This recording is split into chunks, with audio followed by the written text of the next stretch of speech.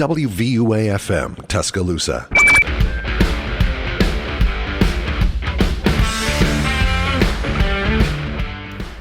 Hello, everyone, and welcome back to another episode of the Fourth and Goal podcast, WVUA 90.7, the Capstones podcast for all things college football.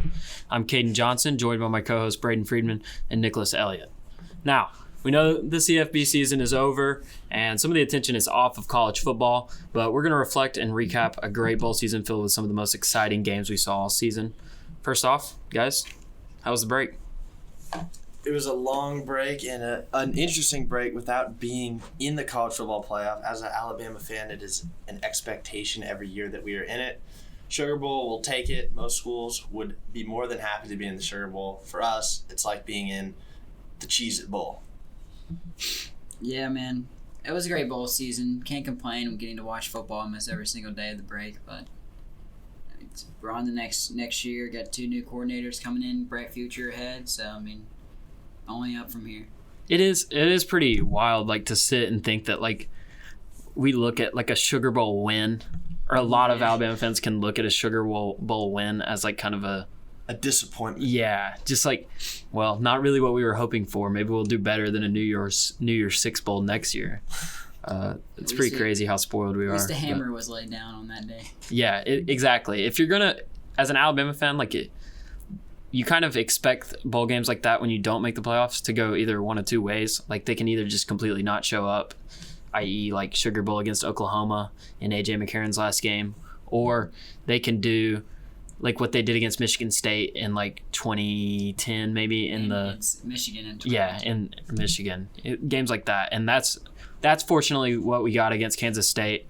I personally feel like they were a little bit extra fired up maybe just because of what they saw Kansas State do to TCU and wanted to kind of prove a point, you know, with TCU making it in. And not saying that Alabama deserved to make it in over TCU. TCU definitely did. But staying on the topic of Bowl Mania, we're gonna start the show by ranking our top 5 bowl games of the bowl season. I'll go ahead and start. Do you want to go from 5 to 1? Let's go 5 to 1. Yeah, let's do it. Let's go 5 to 1. All right, I'm gonna start with my personal number 5. We have the Liberty Bowl. This is Arkansas 55, Kansas 53 in 3 overtimes. Jalen Daniels put on a clinic in this game. KJ Jefferson had a really nice game on the ground too. Arkansas like blew a huge lead in this one, I want to say. 31-point lead, I believe. Yeah. My number 5, we're going to go to El Paso, Texas for the Sun Bowl. A game that with 15 seconds left in that range of the game, it looked like UCLA had it won, and Pitt decided to pull together a drive with minimal time left, come back, take the win, walk out of there. It was a great game to watch, and especially those last few minutes of the game just had you on the edge of your seat. Even though it was maybe a meaningless bowl game at the end of the day, there's 2 teams that had promise and showed promise at the beginning of the year.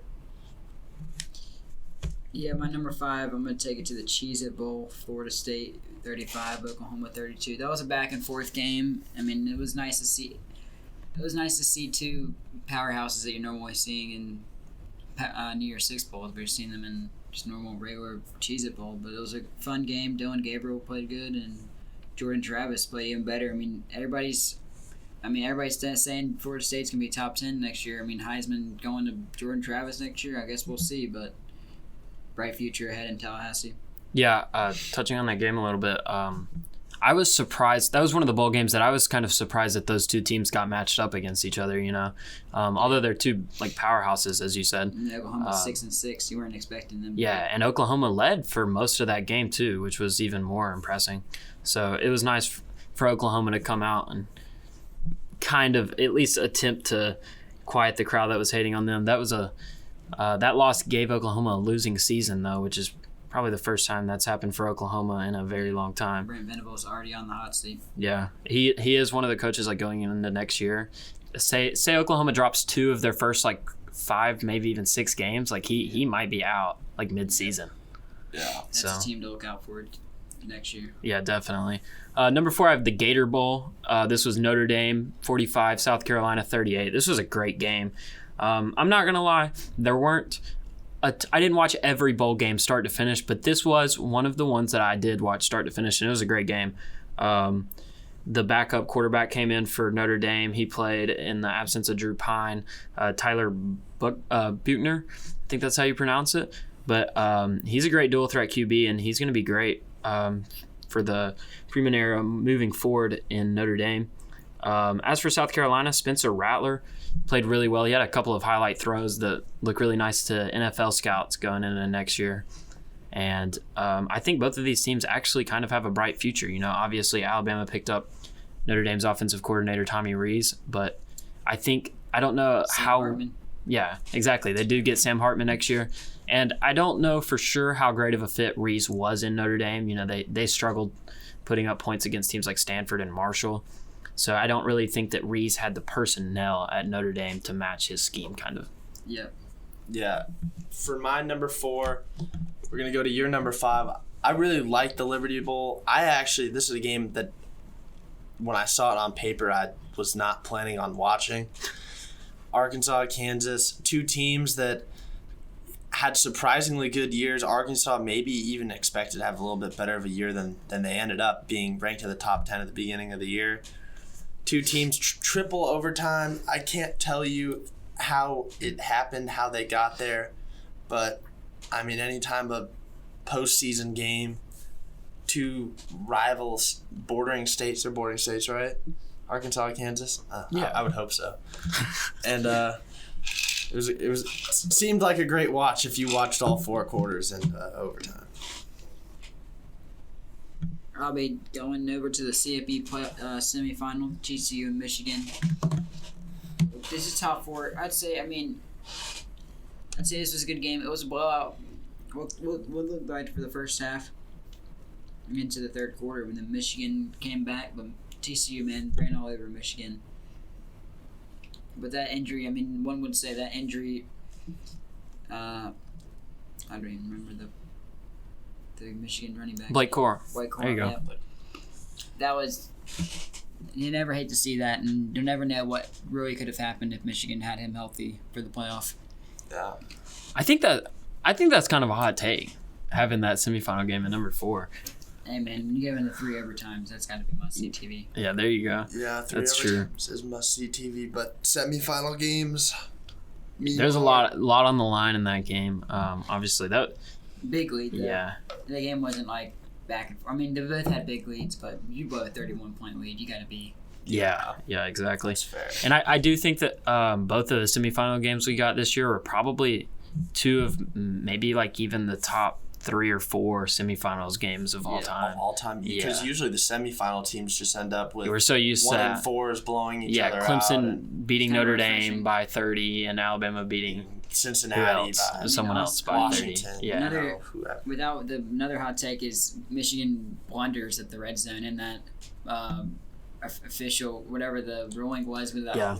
That. Okay, hear me out. I actually, in real time seeing it, watching it in the replay, like I actually thought it was a good call. Yeah, I think it was a little short. And I don't know, when your red zone offense plays as bad as Michigan's did, you don't really deserve to win the game. That was like two trips inside the 5 that they didn't score. Yeah. They tried to run a Philly special. It's like, bro, what are the you play calling they had inside the 5 and even more specifically like inside the 3-yard line, it was just bad. And then the execution was bad too.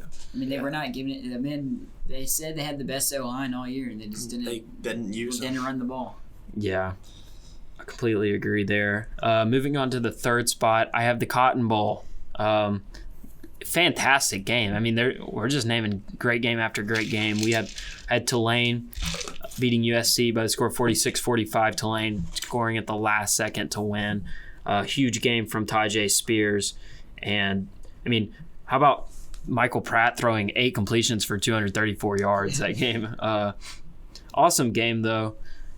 Start to finish. I know Caleb Williams I don't think he was really 100%, and I think a lot of people like to highlight that. At least he played in the game. Yeah, at least he played in the game. Respect to Caleb Williams for doing that. But this game definitely meant something for Tulane and that program, and arguably you could even say one of their biggest wins of all time. I'm going to put my number 3 as the Michigan TCU game. I know I kind of roasted you a little bit for putting it at 4, but it deserved one spot higher. That's right. Because there were so many moments in this game where it felt like Michigan was running away with it, and then TCU started running away with it, and it was just big play after big play, pick six, 80-yard touchdowns. Was there a kick return touch? There was 100-point. Yeah, it was a lot of pick sixes. I mean, JJ McCarthy hadn't thrown McCarthy threw forever. And fumbles in the red zone. Just so many mistakes from Michigan. Michigan could have won that game, but the mistakes they made led TCU to the national championship, where they ended up, saying what we've been talking about all year, is that someone's going to expose them, and Georgia did more than that. Yeah, really. I'm going to have to agree with Caden there, go with Tulane beating USC. It was nothing. It was awesome seeing that. Wasn't it? Would they drive down the field, like a minute 30? It was, 70 yards? It was like... It was insane. And the entire fourth quarter was just insane. Like Tulane came back from down 15 with 6 minutes left and won in regulation. Like that alone is nuts. I turned the TV off when I was USC's running away. And then completing 8 passes in a college football game like that, New Year's Six Bowl as a non-Power 5 team. USC's still got a bright future, but they know what they need to work on defense. Caleb Williams coming back, you got to build up that defense. Alex Grinch. When is Lincoln Riley going to make changes with Alex Grinch? His best buddy, but guess we'll never know. Would you consider, this is a little off topic, but would you consider USC's season this year to be a disappointment? No. No, I would say it would be a success. From where they were years previous, they were like 8-4. This is back to where they need to be, 11-3. They had a losing season just a few years ago. They had the chance to make the playoffs. I'm gonna down to one game, and if Caleb Williams didn't get injured in that Utah game, they'd probably be walking away. I don't know. Utah really looked like the better. I'm not saying Utah is the better team, but in that game, Utah looked like the better team. They came out with a different flair. Yeah. USC's defense couldn't take it, but I think USC's defense, they're really weak. They were just really weak. Yeah, poor tackling. Yeah, exactly. It is just like an Oklahoma defense. I'm saying Lincoln Riley needs to do something with Alex Grinch. Part ways or something. Yeah. I don't know if you can keep handling that. Your offense is going to have you in the game every single time, and if your defense can't get 2 or 3 stops at least. It was rough, but I don't know. It feels hard saying it was a successful year for USC. Yeah. I don't think it was a disappointing year. They won 11 games, competed for a New Year's Six Bowl and their conference championship. And had a Heisman-winning quarterback. Yeah, and I had a Heisman winner on their team. I wouldn't necessarily say it was like they met. I don't know. It's hard to say. They met their expectations. Yeah, I would say they met their expectations, but they didn't exceed expectations necessarily. Can we agree on that? They lost 3 games, and they lost the big ones too. You lose the ones that matter. I know that Jordan Addison's gone. I don't know who they've brought in. Mario Williams is probably going to have a big year next year. Oh yeah, he'll have a huge year next year, I'm sure. But yeah, moving on from our USC discussion there, I have my personal number 2 is the Fiesta Bowl, TCU, Michigan.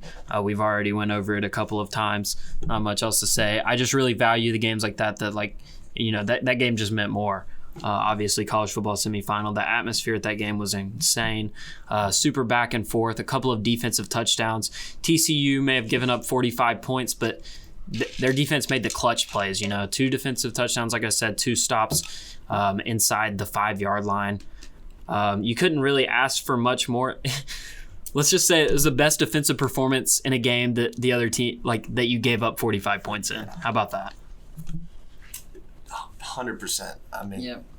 You can't play much better defensively, have 2 defensive touchdowns and still give up 45 points. And Michigan was not putting up that many points this year, usually. No. And JJ McCarthy he did really good passing the ball for the most part, besides those 2 interceptions. Yeah, I thought he played pretty well. He kept them in great. that game. They could have just. The play calling was just not there. They could have just just tumbled over and fallen off and got blown out, but no, they came back. So Jim Harbaugh staying.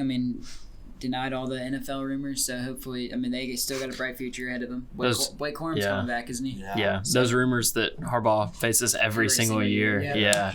I'm sure one year he'll take them, but as for now, he's committed to the Wolverines. 2 years in a row they've beaten Ohio State. So yeah, exactly. I mean, he's definitely what he's building over there is he's turned the face of Michigan football around completely. Because I mean, I just remember growing up, really for the first however many years I watched football until the last couple of years. It was always just, I always felt like the game was a little bit of an overrated rivalry because it was just Ohio State goes out and demolishes a 8-3 or a 9-2 at best Michigan team. Yeah.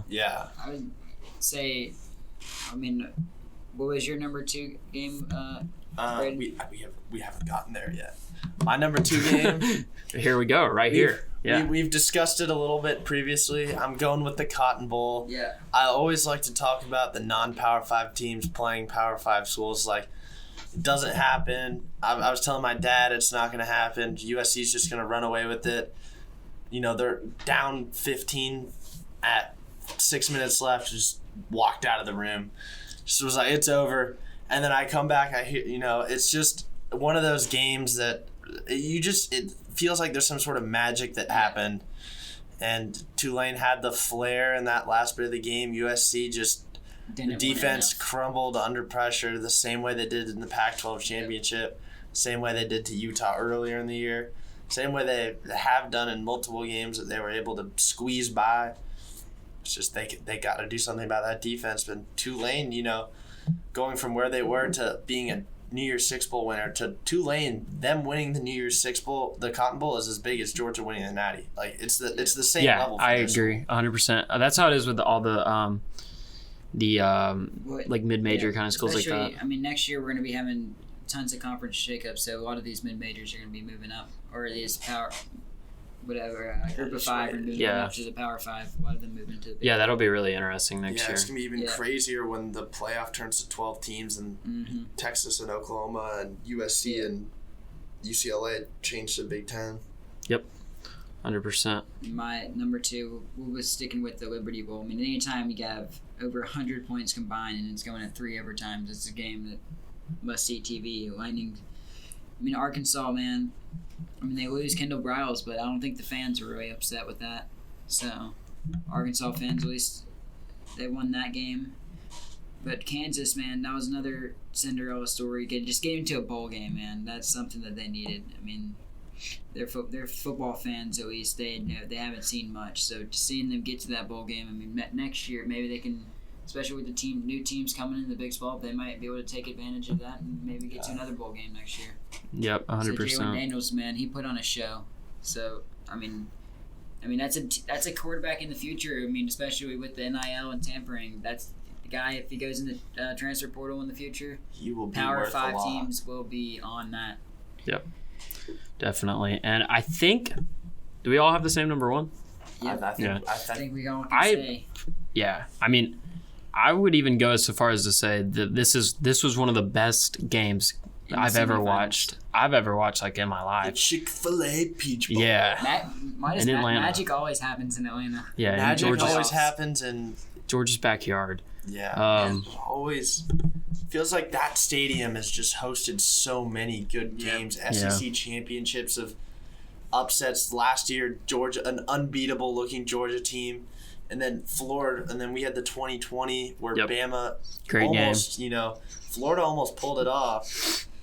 It's just, I don't know, magic happens at the Mercedes-Benz Stadium. I mean, Ohio State fans are really going to be questioning that. This is a loss that, like, Ohio State fans, like, they'll never forget it. I mean, ever. I mean, they were about 100 feet away from 100 winning, feet left. from making it to the Because they were questioning Ryan Day's decision making towards the end, choosing to run the ball instead of passing it late, but because the pass was so effective on that Georgia defense. But yeah, Georgia's defense really did. Their secondary got torched that game. I mean, really, the whole defense. Injury was It was crucial. Yeah, I agree 100%. He'll be back next year. And then on the opposite side of that, obviously Georgia, the touchdown to Mitchell with like a minute left or a little bit less, I think. Hey, that's another guy who played good in the playoffs, and he's headed to Texas. So I mean, yeah, exactly. That's huge for them too. Texas is a really, really good team to watch out for next year, especially with Ewers under center. Climbing up the ranks. That's another team we were talking about before the show. Seeing all these schools like Tennessee, USC, and Texas that have kind of struggled recently, showing out again. And looking to be even like Michigan and too. Michigan, even Penn Michigan. State's back there. Yeah, I mean that's Florida what you State. want for college football. I mean, Florida State, man, they're going to be coming back. I mean, all these teams are getting good. I mean, Oklahoma, we need Oklahoma to get back good, but before they get in the SEC. But man, it's good. It's refreshing to see more teams getting back to where. I don't know if they need to get good before they get to the SEC. I wouldn't say that, but. Well, they need to get a lot better. Yeah. But what would you guys think? This is a good topic here. Ryan Day. What do you guys think about him so far in his coaching tenure? Because has he beaten Michigan as a head coach? I don't think he has. I'm pretty sure he's 0-2, right? Yeah. So, I mean, Ohio State fans, is there a hot seat for that? I mean, I know he's getting to the playoffs, but man, he can't beat Michigan. Yeah. He's either 0-2 or 1-2. It's either one of those two. Because they played during the COVID year. Yeah, they did play during the COVID. So 1-2. Yeah. Doesn't Ohio with the COVID year? Ohio State made it to the. I want to say the Big Ten. lost. The Big Ten only played like 6 regular season games during the COVID year. That's why it was so weird. Yeah, it was weird. Yeah. So I would guess 1-2, but I guess he's taking over play call. He gave away play calling, right? So I guess he's not calling plays anymore. So I mean, when you make it to the national championship in the semifinal game and you're a kick away from making it back to the national championship. Yeah, but he struggled in those big games. That's what. No, I mean, I guess Ohio State fans. I wouldn't put him in anywhere near the hot seat, but. Nah. In Ohio State fans' mind, though. Yeah, he might be on Ohio State fans. He's maybe how we thought of Bill O'Brien. If they wouldn't have made the playoffs this year, that's a difference. Yeah. Like I think take another 2 L's to Michigan, then that's 4 years in a row. That's a whole. Yeah, if they're still making it to the playoffs, you can't. Yeah, exactly. Once the 12 team comes around, they won't really have to worry about that. But when you're at a school like Ohio State, like you're expected to win the big games. Like they can only handle losing so many big games like that in a row. Especially that fan base. That's a fan base that's pretty close to Alabama in terms of, like I said, being a little bit on the spoiled side. Yeah. Where would you guys say that receiving core ranks? Man, I mean, it's really good. Yeah. But I think they get hurt a little bit from JSN not really playing this year. I don't know. Did he declare for the draft or did he? Yeah, JSN. Yeah, he's gone. He's wide receiver 2 probably. Yeah, because Marvin Harrison had such a breakout year. Yeah, that NFL draft coming up. There's a lot of people departing. Yeah, really. And the transfer portal, man, you can have a whole hour talks about that transfer portal. Yeah, jeez. I mean, especially with how much it's grown and how big it's gotten. But getting back on track here, we have our top individual performances of the bowl season. We'll go through a few. I think we all will have 2 or 3 of these. I'll go ahead and start with one of mine. We've already talked about them a little bit, and we've talked about this game multiple times, but I really thought that Jalen Daniels had an insane game for Kansas against Arkansas in the Liberty Bowl. Just couldn't quite complete the comeback, and some of that is on coaching. The 2-point conversion play that they ran with a backup quarterback, ridiculous. A reverse with the backup quarterback. Put it in your best player's hands. You put the ball in your best player's hands. Man, he got you there. Jalen Daniels was 37 for 55. 544 yards, 5 passing touchdowns, and a rushing touchdown. You can't get a better game than that. And I cannot believe from a coaching perspective that's not the guy that you want to have under control when you have one chance left. When you go down 38-13 and you have 2 turnovers, 2 interceptions, and you still only lose by 2 points in triple overtime, man, that's phenomenal performance by that. Especially their offense. Their offense was just... That was as shootout as you get. I mean, you want that in bowl games. You want excitement. You want must-see TV, especially for bowl games that are not New Year's 6 or the playoffs. You want something excitement. Yeah. Yeah, I agree 100%. All right, so For this one, as much as I hate to praise Georgia players, I got to go Javon Bullard. 2 picks in the national championship. There's so many players you could say had an outstanding performance for Georgia in that national championship. Stetson Bennett, it's just the list goes on. That might have been the biggest embarrassing blowout in college football history when you lose by like that in the national championship. But 2 interceptions in the national championship, regardless of how the other team compared to yours, is something that's worth getting talked about on 4th and goal. Yeah, I'm a stick with Jalen Daniels, man. That performance, he's gonna be one player to look out for next year. That's gonna bring excitement to the Big 12. Brought excitement back to Kansas football, man. Getting a college game day game to there, that just proves how much he brought Kansas back. Especially, I don't think he got Coach of the Year, but man, Lance Leipold should be definitely up there. Yeah, I agree. I don't think anybody in the country would have predicted going into the year that Kansas would have game day there. Or would be. I know they were off to that 6-0 start, and that was the only games they'll end up winning. But just making it there and making it to a bowl game is something that hasn't happened in years for them. That's just something happy they can look forward to. And bright future ahead as well. So. Yeah, especially with the transfer portal, you can get better one night. Having one good year like that, it works miracles on how you can especially recruit. With Texas and Oklahoma departing that Big 12, they can definitely have some chances there. My next that I have on my performances, not really an individual performance, but a group of individuals. I have Georgia's national championship defense. Just to go over how crazy of a defensive game they had in the national championship against TCU. Of course, only giving up 7 points to one of the most electric offenses in the country. This Georgia team only gave up 7 plays in their territory against TCU. They had 5 sacks as a team, 9 tackles for loss, 2 interceptions, and a forced fumble with the fumble recovery as well. Absolutely insane. I don't think I've seen as good of a defensive performance in the national championship since maybe 2011 Alabama against LSU. Yeah. That's the one that rivals this. It was just dominant, and I kind of remember that game being the same way. Like LSU never didn't have. Yeah, they didn't make it across the 50 until like the late in the fourth, like junk time, and that's kind of how it felt in this game. TCU scored that 1 touchdown to cut it to like 10-7, and after that, oh man, I wish I would have looked at how many first downs they had because I remember it was not a lot at all. That's for sure. I didn't get to watch this game, but I was taking off on the plane to come back here, and I took off, and it was 10-7. I landed. It was 58-7. Whoa! on a 2.5 hour flight. So over the course of 2.5 hours, the dude in front of me pulled up his phone, and I was just like. I was just amazed. I just would have never assumed after the performance that TCU had that they would have lost that badly to Georgia.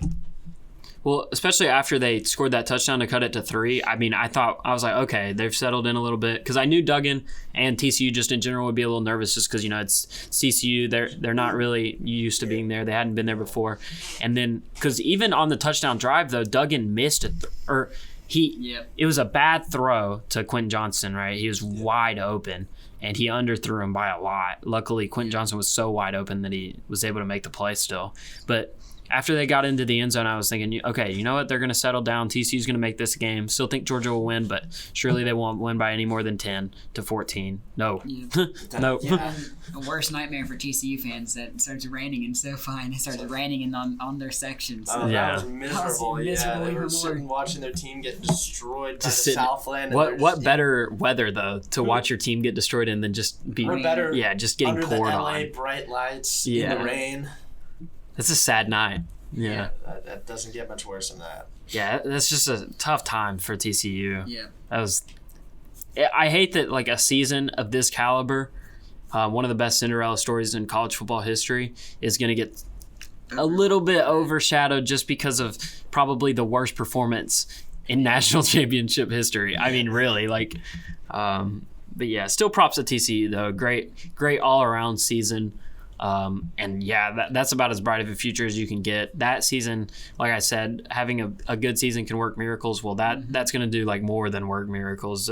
They've already capitalized off that season as far as recruiting in the transfer portal. Already taken 2 former Alabama players. Exactly, and good Alabama players at that. JoJo Earl will be very good for TCU next year. Yeah.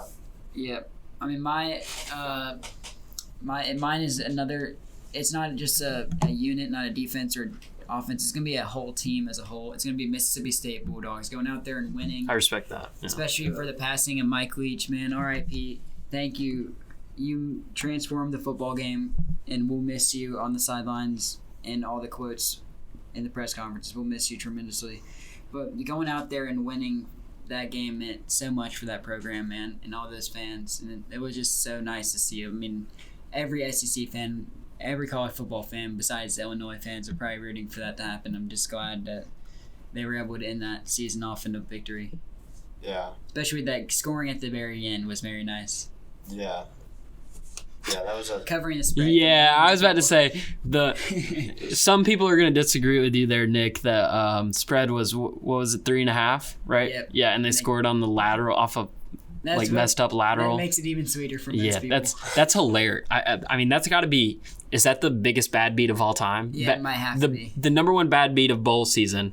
If we were to talk about that, I think we would all. It would be unanimous. Had to have been. Just fantastic though to see them win that game though, with that magnitude.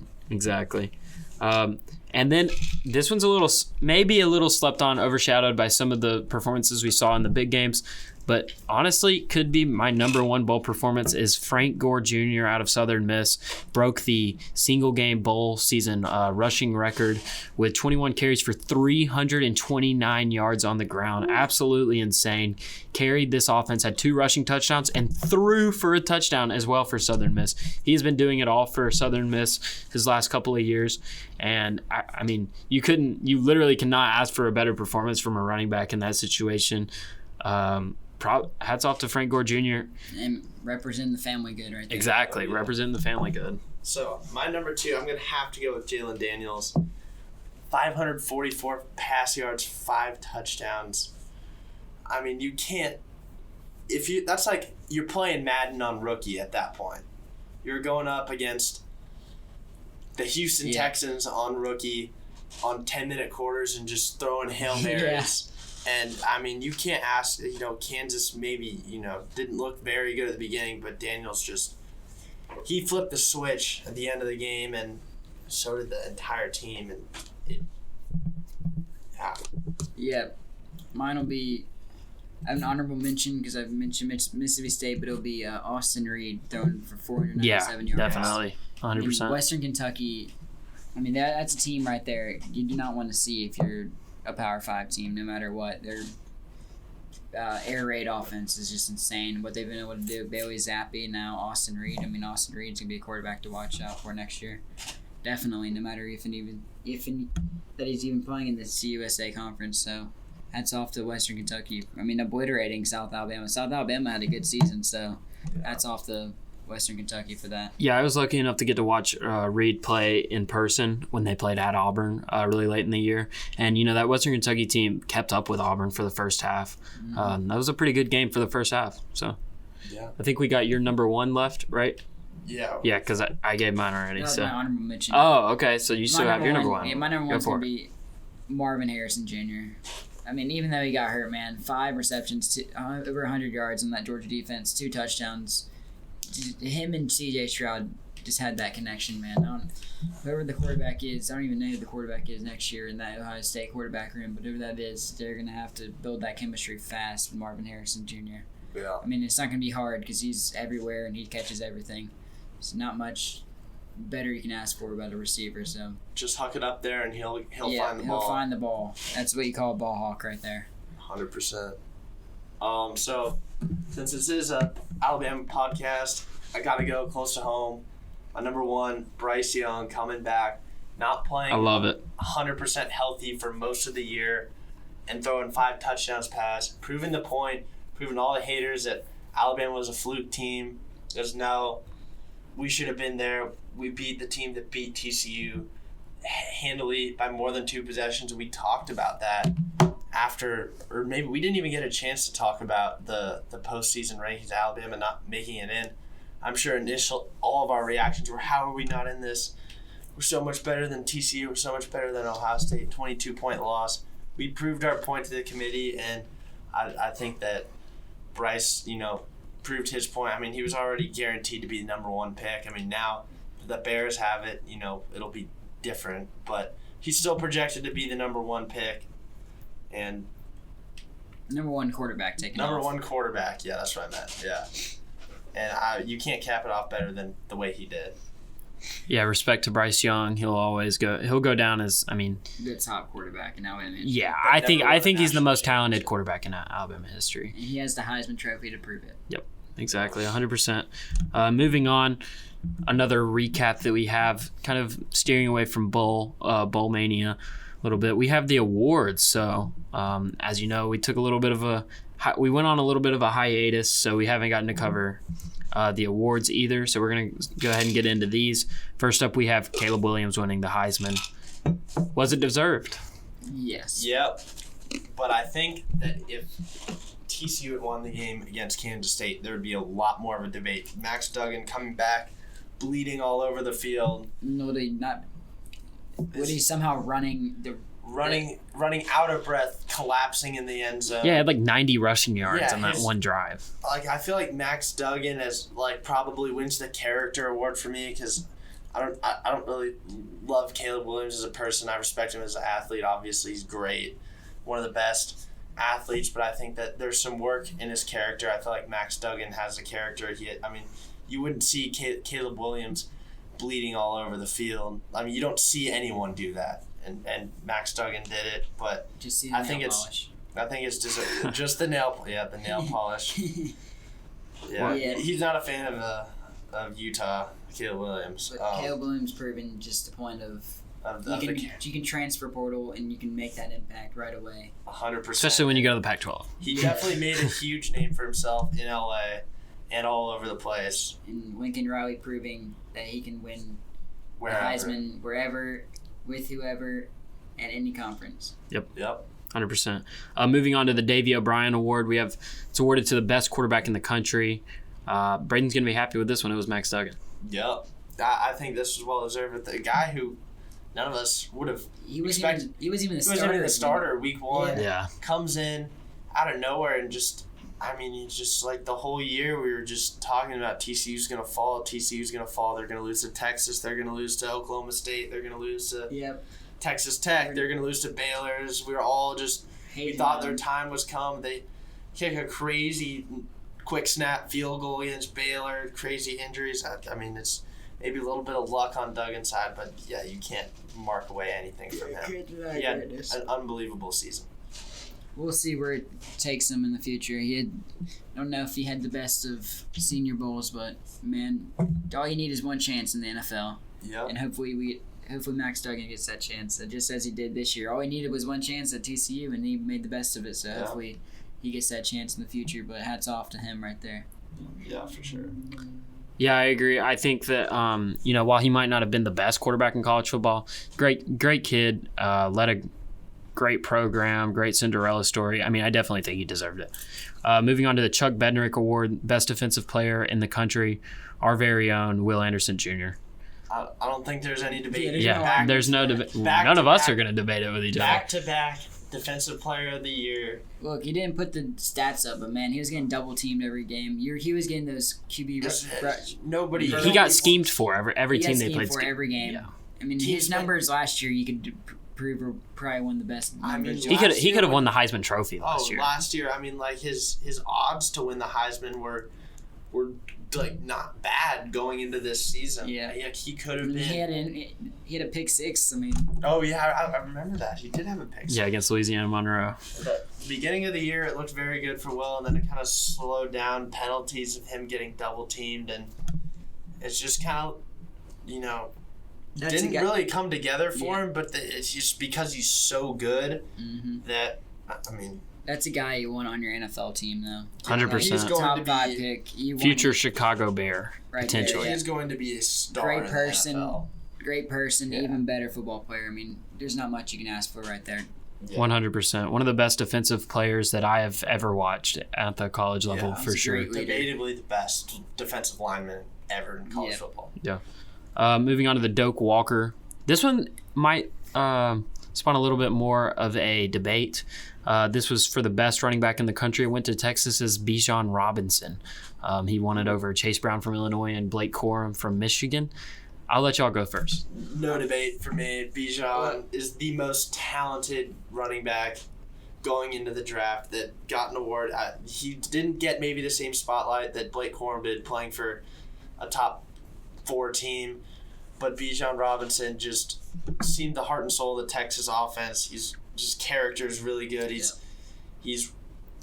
runs all over the place. He can catch passes. He can rush yards. You know, he's kind of just like a dual threat running back, and he's going to be great in the NFL. You're great, prototypical all around running back team like Alvin Kamara. That's who I would compare him to. He's great.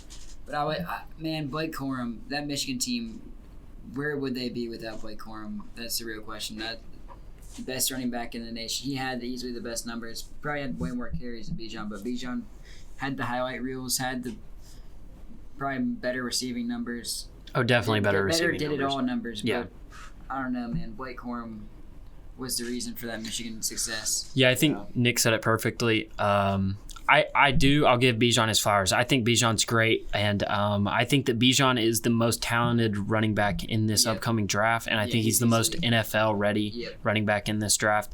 But as for Blake Corum, I mean, that was Michigan's offense. I mean, for the entirety of the year until the Ohio State game. Yeah. That's Michigan's offense. I personally would have given it to Blake Corum. Had a fantastic year. Was on one of the best teams in the country. Yeah. I mean, Chase Brown, hats off to him. Chase Brown, another person with a great year. Chase Brown was in Heisman talks late in the year, you know. You just don't see that in running backs too often. But moving on to the Biletnikoff, another one that could have a little bit of a debate. This is given to the best wide receiver in the country. It went to Tennessee's Jalen Hyatt. Now, here at Alabama, we know a lot about Jalen Hyatt because we got to see a lot of him in the end zone. He likes to end up in there. Yeah, he likes to score touchdowns. He likes to end up in the checkerboard. Yeah, he does. You can't argue with the numbers, with all the touchdowns. Look, I would give him that award. Man, Marvin Harrison Jr. put up insane stats. But he was surrounded by all of those talents. I mean, Hyatt had Brew McCoy and Cedric Tillman, but both of those guys were hurt. So, I mean, mainly a Hyatt show. And Hyatt balled out, but and Hyatt had that insane game versus Alabama. Yeah. I mean, I think just that game alone was probably the deciding factor between him and Marvin Harrison. When you score that many touchdowns. Especially against Alabama. I mean, you're going to get the media attention boost of playing against Alabama as well. Yeah. I mean, when it comes to the clutch moments, he was there. Yeah, I think that vertical deep threat in the NFL. It's just, I don't know if he'll be. He definitely don't. Maybe a little bit of work on the route running. Yeah, I don't know if he'll be. He's definitely not receiver one, as you see. He's definitely probably like a second or third round talent, but. Man, hats off to him. Great season. I could see him going. I could see late first. I could see mid to late first at best for Hyatt if he develops. Gets a little bit better. Number. Yeah, if he has that 40, I agree. If he has that 40 time, then 100%. I don't know. I do think that Marvin Harrison Jr. is a better all-around wide receiver than Jalen Hyatt, but numbers don't lie. Yeah, Jalen Hyatt was fantastic this year. That Tennessee offense was electric this year. And hats off to him. I think that he deserved it.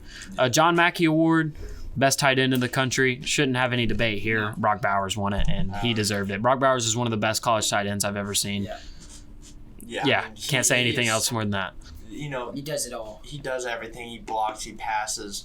The only person that even comes maybe even relatively close to that decision is Dalton Kincaid. Yeah, exactly. And it's just a different level. Brock Bowers is just an athlete. I mean, he's the speed of a wide receiver and the strength of a he's tight end, like a normal George tight end. Kittle, Yeah, like strength of Travis Kelce. Oh, Lyman. Yeah, go like George Kittle. Let's go like George Kittle. Let's go Kelce. George Kittle strength with like Taysom Hill speed almost. Yeah. I mean, really, that's. I don't know if it's that good. Dude, he's electric. Yeah. You want him on your NFL team. Exactly. Yeah, He'll be a highly 100%. touted out prospect. I've thought about it a lot. The only college tight end that I can remember really thinking, wow, like this tight end is like a straight up just game changer is Pitts. Yeah, Kyle Pitts. Pitts in college. He hasn't really. He's still got so much time to develop in the NFL. And he's He been stuck does. with He's been stuck with mediocre program. They have Mariota throwing like 15 passes a game. Ritter, Ritter. He's gotta go somewhere else. I think, with Pitts going to 8, I think Brock Bowers could easily get a top 5. Oh, 100% for sure. Yeah. Getting back onto the awards, we have our Home Depot Coach of the Year, Sonny Dykes, and the Assistant Coach of the Year, Garrett Riley, both from TCU. Garrett Riley now at Clemson, which is huge for them. We'll get into that in a future episode. Yeah, but I think both of them deserved it. I mean, that was the best coordinator of the year, and that was the best coach of the year. I mean, TCU just coming out of nowhere, Cinderella story, silencing all the haters until 2023. Yep. And there's definitely some honorable mention coaches that like Lance Leipold, definitely Josh Heupel deserves his praise. I mean, there's Shane Beamer. So he did. I agree. Great coaching year for him. Yeah, especially I would say that the only one that's close is Heupel, and had they not had that loss to South Carolina, he probably would have won it. I mean, I think maybe. What's Tulane coach's name? I forgot his name. Yeah, exposing us a little bit here, man. Whole program. Yeah. I mean, I would also give it to Brian Kelly, man. Brian Kelly lost so much in the portal, man. Brian Kelly did really have quite the year, but I mean, you just Willie Fritz is the head coach of Tulane. Tulane. When you make it as far as TCU, Yeah. I don't say it's any close, but those are just some honorable mentions we'll mention. Yeah, you always got to honor them. Yeah. For sure. We're running out of time here a little bit, but we are going to do one last segment, and we're going to do our final top 10 teams of the year post-playoffs. Now, this isn't where we think they should be ranked. This is who we think are the best teams. So if all of these teams played each other on a neutral field at the end of the year, this is our list from best to worst. You guys want to do it how we did the other one earlier? Start bottom to top, 10 to 1? Yeah. Sure. I mean, I think we all know who one is, and we might all have the same two. Unanimous Georgia, probably. Yeah, we can go ahead and get that out of the way. Yeah, State. 1 and 2, Georgia and Ohio State. Do we all agree? Yep. Okay. If we're saying on a neutral site, neutral field. Yep. And it was all proven. Yeah. Georgia, Ohio State. With the end of the year team or peak season? Yeah. Peak season or end of year team? End of the year. Alabama 3. Yeah. I'll have Alabama 4. If we're going end of the year, I'll have Alabama 4. I'll keep TCU at 3. Yeah, I have They got to the big dance. Alabama 3, TCU 4. Yeah. I just think if Alabama had played any other team than Kansas State in their bowl game, then I probably would have had TCU. But just seeing a team like the last team that TCU played was Kansas State, and then we beat them by 4 touchdowns. Yeah, I'll give TCU the love. And they haven't gotten it from us. Yeah, they haven't, but they're still getting the top 4. Yeah, this show, I feel like we've been pretty steady on TCU. On being hard on TCU. Hey, if you lose 65-7 to Georgia, we're going to be hard on you. Yeah, see, and that's what I hate for TCU fans. They can have that great of a year with that many doubters and haters, and then like now all those doubters and haters will have the rest of eternity to just sit on. Yeah. It's like, what was the quote? Oh, man, who said it? I think it was like Skip Bayless. He was like, I was wrong about being wrong. Yeah, we were wrong about being wrong about TCU. Yeah. That's how we felt after the national championship, at least. Just joking. I mean, they're obviously a great team. Fantastic season. Number 4, definitely, yeah. 5, I would say Tennessee. I had Michigan at my number 5. That's what I would have. Michigan. I'm also I'm sticking Michigan in 5 spot. I'll keep Michigan in 5 spot. Tennessee. I do think that Michigan is not near as good as we thought about. And I talked to Braden about this a little bit before the show. I really did think that Ohio State was a better team than Michigan. Or not, sorry. Michigan was a better team than Ohio State, and I thought that game wasn't a fluke. Yeah. And then after the playoffs, it was kind of like, I don't know. Yeah, I wouldn't really say it. I mean, they were obviously better than TCU on the field. They just made mistakes, and the mistakes you cannot have in crucial games like that. Especially and Michigan had better coaching in the game, the big game, Ohio State. Yeah, 100%. And then at number 6, I have Tennessee, a team with probably a lot higher hopes than how they ended up at the end of the year, but still a great win in the Orange Bowl. Joe Milton looks great. He'll be great next year. Jalen Hyatt, obviously. I do think that Tennessee with Hendon Hooker might be a better team than Michigan. It's really close. Oh, definitely. But I mean, I do think Tennessee with Hendon Hooker is probably the third best team in the country, or third or fourth. Yeah, you could really make the case for second. We need to save this for another episode, but yeah, for sure, definitely Tennessee you could at most say number 2 in the country. So, number 7 for me. So we all have Tennessee at 6, right? Number 7 for me, I have Penn State. Great Rose Bowl win. Yep. This is a team that won 11 games, and their only 2 losses are Michigan and Ohio State. I don't think they played the best competition all year, but a great win against Utah. That was probably the best they played all year. Yeah, I'll agree with that. Penn State, Clifford playing good, man. Yeah, Penn State definitely deserves that number 7 spot. Rose Bowl win. Really, the 2 losses to playoff teams. Yeah. They're not in the same level as Michigan and Ohio State. They're almost there, but they aren't yet. They'll have to replace Clifford. Well, that would be an interesting direction to see where James Franklin and company go next year. Yeah, That'd definitely. be a team to look out for. For sure. Number 8, we're going with the group of 5 champions of the year. I have the 12-2 Tulane Green Wave at number 8. This team is legit. Like, they were a legitimate team. They are seriously one of the best teams in the country this year, and I think they proved that, beating USC, a team that was competing for a playoff spot going into the championship weekend. And some NFL talent too. Tajay Spears, man. Yeah, Tajay Spears is the truth. He's for real. That's definitely an honorable mention. He had 200 yards and 4 touchdowns on the ground in his bowl game. He's honorable mention for one of the best performances. Really did have one of the best performances of bowl season. So, great season for Tulane. Awesome turnaround compared to last year. And, I think they easily deserve to be a top 10 team in the country. And they finished number 9 in the AP poll. Yeah. I would keep the next team. I think we can all agree on this is Utah. I went Washington at 9. Washington. I didn't get to say Tulane at 8, but yeah. Tulane 8, Washington. I think Washington. Utah with 4 losses, though. They won the Pac-12, though. They did, but Washington. I don't know. Washington was 11-2 and got the win against Texas. Cam Rising got hurt in the bowl game, so he was here at the end of the year. Even with Cam Rising, I'm taking Washington. I don't know. Did Utah play? No, they didn't. I don't think so. I highly doubt it. Because Penix, man. I think that Washington, they kind of snuck their way through our radar the whole year. And they should be solid next year, too. They're going to be good next year. Penix will be one of the better quarterbacks in the country next year, one of the best, even. He could be a Heisman contender for sure. Isn't Cam Rising coming back, too? He is. Yeah, that injury. It's going to be an awesome year in the Pac-12 next year. It's going to be definitely a must-see year. And then at the number 10 spot, I have Utah. I think we all either have Washington there. Yeah, and then Nick would have Washington there. Oh, whoa. Braden, hot take incoming. He's going to have Florida State or LSU? Florida State. Yeah, there it is. Florida State. I was on the fence about that. I was close between. I think I even typed down Florida State in my notes first and then undid it and put Utah there. But. I think Utah, they had such a good season. But it's just the 4 losses in the Pac-12.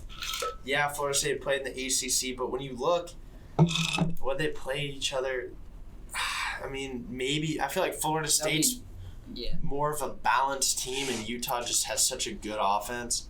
I don't know. Utah, their defense is all right, but I feel like they're so offense heavy and that they could easily slip up on a neutral site against Florida State. And I just don't want to be boring. Threw in Florida State from they're 11 on the AP poll. Move them up one more. Why not? Yeah. Look, that would be an honorable mention right there. Just outside our top 10 would be Florida State. And LSU's my honorable mention. The job Mike Norvell's done, man, that's incredible. He was facing, already on the hot. That was like his hot seat year was this year because they were. Yeah, this was his prove it deal for sure, or prove it year. Sorry, for sure. He's definitely proven it. He's got the right quarterback coming back next year. Got Jordan Travis coming back. They got a lot of their pieces coming back too. So yeah, they should be. They should be. Who knows with Clemson? Clemson, Garrett Riley, can they turn that around? We'll have to talk about that. One of our next episodes, but yeah, lots of college football playoff talks for Florida State next year. Yeah. If they make it out of that ACC. But yeah, great episode, guys. this was our kind of, comeback episode. Like I said, we took a little bit of a hiatus, but we're back now, and we're not 100% sure, but we'll either be doing episodes once per week or once every other week. So that being said, great episode today, guys. I'm Caden Johnson. I'm Braden Freedman. And I'm Nicholas Elliot. And this is the 4th and Goal podcast, signing out.